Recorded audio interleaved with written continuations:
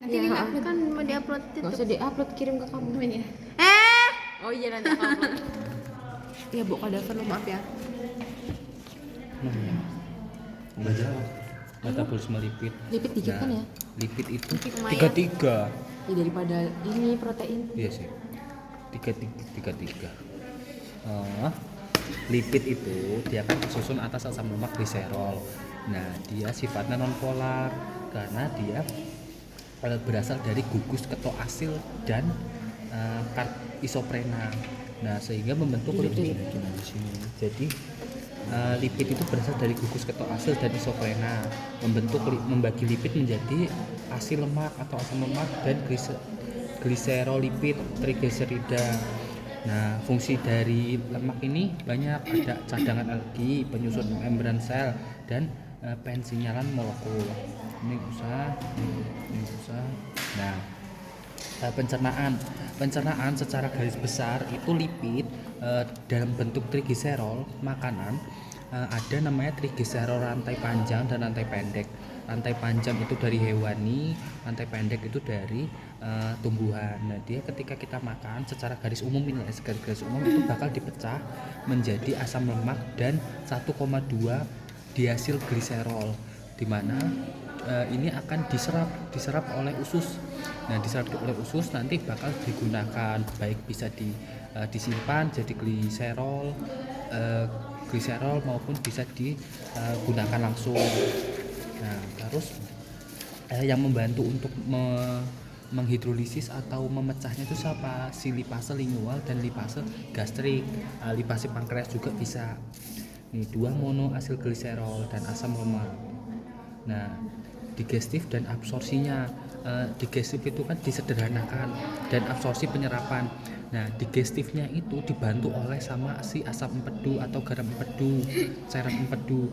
Nah, ketika molekul lemak yang dia notabene besar, dia bakal ditempeli oleh si garam empedu ini. Garam empedu inilah yang berfungsi sebagai pengemulsi atau pemecah lemak.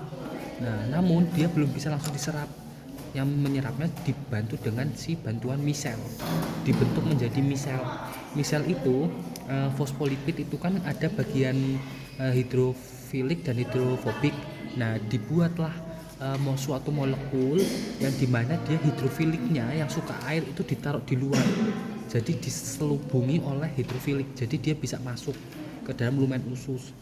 Nah, itu cara masuk si asam lemak.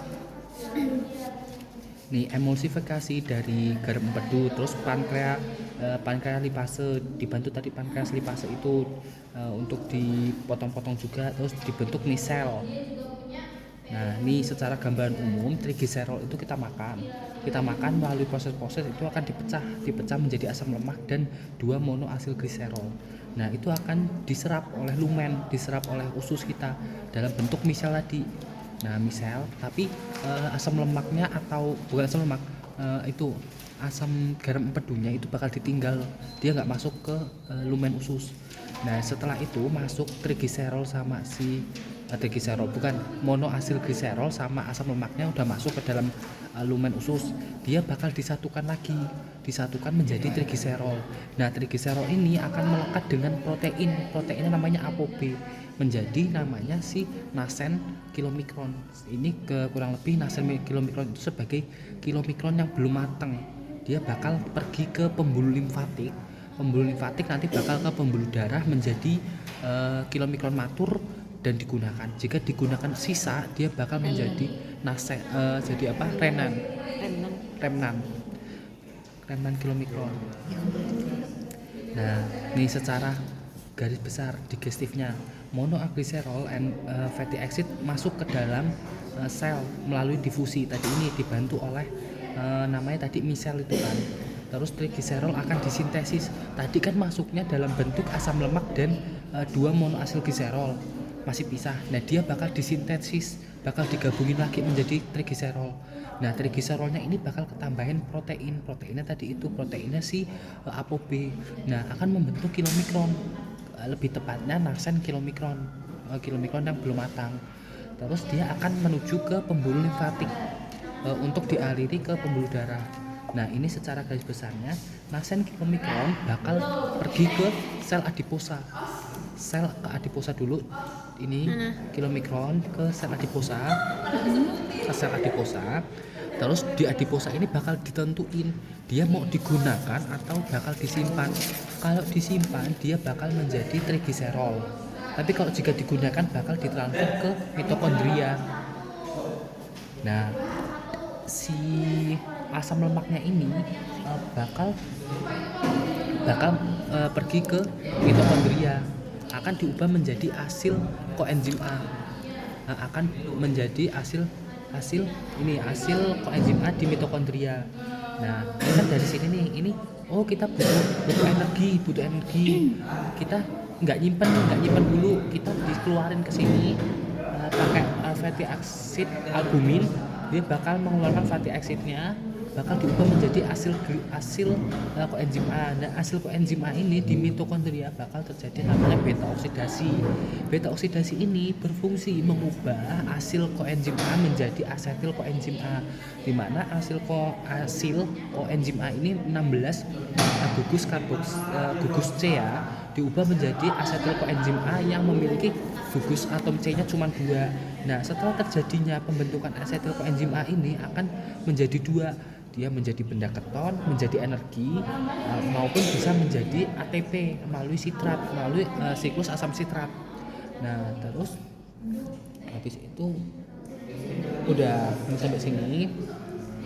Ini tadi ini di hepatosit ya, di hepar ini berarti hepatosit. Ini mitokondria pada hepatosit di sel hepar. Nah, terus pencernaan lipid dalam usus halus, di mana tadi kan garam empedu ini fungsinya mengemulsi lemak, mengemulsi lipid.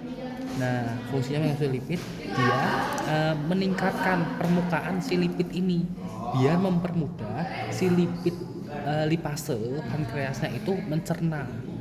Nah, terus globul-globul lemak diikat oleh garam empedu, dipecah gerakan peristaltik otot halus. Nah, dibantu oleh apa? Hormon kolecisokinin menstimulasi kontraksi kantong empedu.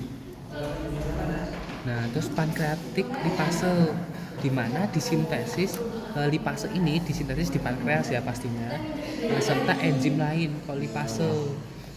Nah, terus dia ada hormon sekretin juga. Hormon sekretin ini yang menyekresikan bikarbonat, di mana fungsinya untuk menetralkan si kinus. Nah, terus ada namanya mensekresikan esterase, kolesterol esterase, di mana berfungsi untuk mengubah kolesterol ester menjadi kolesterol, ya, dan menghilangkan asam lemaknya. Tapi kalau ada namanya fosfolipase A2, di mana dia mengubah fosfolipid menjadi lisofosfolipid dan menghasilkan asam lemak bebas. Nih, kolesterol ester menjadi kolesterol dibantu oleh si kolesterol esterase. Terus kalau fosfolipid diubah menjadi lisofosfolipid, dia dibantu oleh fosfolipase dan akan mengeluarkan si asam lemak ini. Absorpsi lemak ini tadi dia dibentuk, dia globulnya kan besar, bakal dipecah oleh si garam empedu agar lebih kecil. Nah, setelah lebih kecil dia bakal membentuk bulatan misel.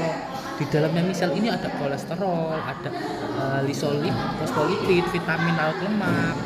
Dia bisa masuk juga. Jadi kayak mobil dia istilahnya. Setelah dibentuk seperti bulat-bulat, dia bakal masuk ke dalam pencernaan, ke dalam lumen. Tapi si garam empedunya ini nggak masuk, dia ditinggalkan. Garam empedu. Nah, terus ini adalah sirkulasi dari garam empedu. Setelah membantu, dia bakal pergi lagi ke hepar. Dia bakal kembali, dia nggak bakal masuk lagi. Ada 5%-nya dibuang, tapi 95% si garam empedu itu bakal dikembalikan lagi ke hepar. Sintesis kilomikron. Nah, dari kan kilomikron kan asam lemak Nah nih, asam lemak dan tambah 2 monogliserol tadi kan menjadi trigliserol, bakal diaktifkan sama ApoB kan. Nah, itu bakal menjadi kilomikron. Nah, terus sehingga larut kilomikron.